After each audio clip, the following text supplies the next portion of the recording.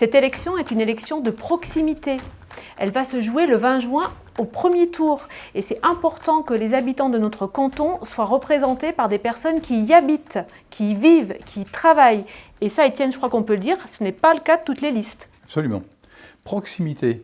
C'est important que dès le 20, nous puissions compter sur vous pour ramener ce canton au sein de la majorité départementale. Proximité, disponibilité, authenticité, c'est ce qu'avec Étienne, nous proposons aux habitants du canton. Karine Paré, donc je suis âgée de 48 ans, mariée et mère de 2 enfants. Donc depuis plus de 25 ans, j'exerce la profession d'assistante sociale. Je travaille au centre psychothérapique de l'Ain et je suis spécialisée dans l'accompagnement des personnes âgées et de leurs familles confrontées aux difficultés du vieillissement. Donc depuis 2014, je suis maire adjoint dans la commune de Saint-Cyr-sur-Menthon.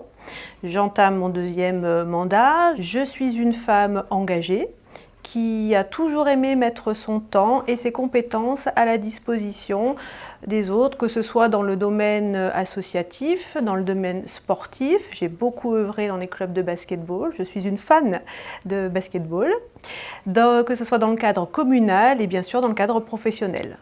Je m'appelle Étienne Robin, j'ai 68 ans, marié avec 3 enfants. Nous habitons Mézeria et j'étais maire pendant 12 ans.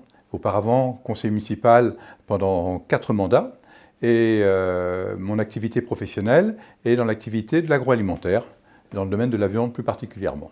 En parallèle avec la vie de maire, j'avais un poste de vice-président au niveau de la communauté de communes, chargé de l'économie, de la communication et de la vie des associations. Je suis une femme d'action et de conviction. J'aime porter mes valeurs, défendre mes idées et c'est quelque chose que je fais sur le plan communal et là tout naturellement j'ai eu envie de porter ces idées, ces valeurs sur le plan départemental, de m'investir sur le plan départemental.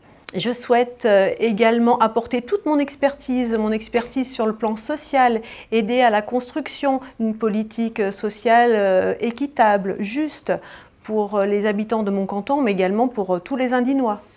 Une étape supplémentaire. J'ai été conseiller municipal, maire, conseiller communautaire en tant que vice-président. Pourquoi, avec toute cette expérience, ne pas la porter à la disposition du département ? Le premier projet qu'on envisage, c'est en reprenant une des idées de l'Ain de toutes nos forces, c'est parler d'économie, parler d'emploi. L'emploi commence en fait dès la première demande de stage, puisque c'est une première rencontre entre l'entreprise et le jeune. Après, il y a l'apprentissage, qui est encore plus important. Et puis, bien sûr, il y a le CDI, qui va clôturer cette recherche d'emploi au sein des entreprises. Donc nous voudrions aider ce domaine d'activité et favoriser la connexion entre le stagiaire et l'entreprise, l'apprenti et l'entreprise, et le chercheur d'emploi et l'entreprise pour un CDI. Je suis ravie de voir que la maladie d'Alzheimer s'invite dans le débat politique. C'est une grande chance et je pense que nous allons pouvoir développer des structures innovantes. J'imagine très bien pour le canton de Vauna une MARPA avec d'un côté un hébergement définitif et de l'autre côté de l'hébergement temporaire parce que les aidants ont besoin de souffler. Donc il faut leur donner cette possibilité. Notre troisième thème, c'est la sécurité. Sécurité au niveau de la circulation, sécurité au niveau du personnel. Circulation, nous avons une usine qui s'appelle Lambray, qui fabrique des carrosseries de camions, et plusieurs centaines de salariés arrivent et sortent de cette entreprise au même moment. Et sur une fameuse nationale qui s'appelle la nationale 1079, qui est entre Bourg et Mâcon, et qui nécessiterait véritablement la présence d'un rond-point. Le deuxième, et c'est un serpent de mer, c'est le contournement de Pont-de-Vel. Pont-de-Vel est un village, une ville, où il y a près de 800 camions qui passent tous les jours à travers cette ville et 11 000 véhicules.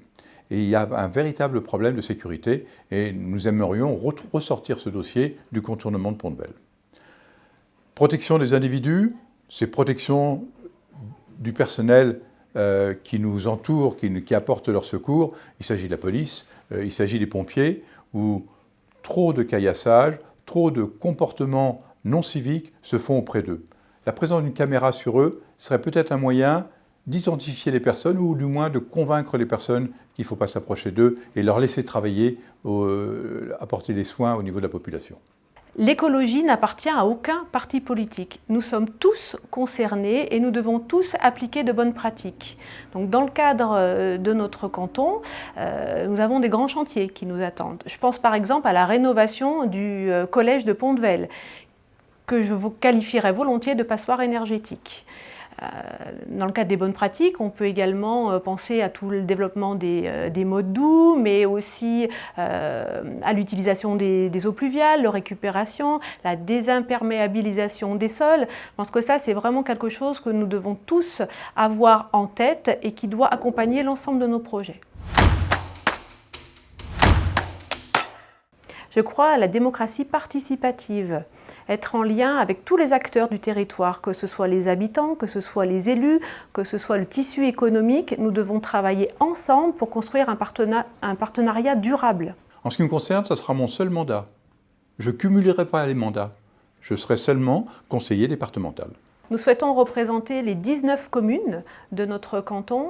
Chaque commune est singulière, chaque commune a son identité. Certes, des besoins parfois différents, mais aussi des convergences. Et nous serons à l'écoute de chacun et chacune. Notre canton est attiré par deux bassins de vie. L'un, la partie est, a tendance à aller à Bourg, et la partie ouest a tendance à aller à Mâcon.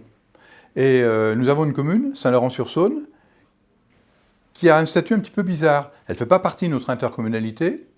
Et les Mâconnais disent, vous, habitants de Saint-Laurent, vous habitez dans le département de l'Ain, et nous, habitants de Dolin, on dit Saint-Laurent, vous êtes dans l'agglomération de Mâcon. Et en fait, ils ont vraiment leur identité et ils font partie de notre canton et ils font partie du département de l'Ain. Donc, ne pas les oublier, important. D'ailleurs, mon remplaçant est le premier adjoint de la ville de Saint-Laurent-sur-Saône.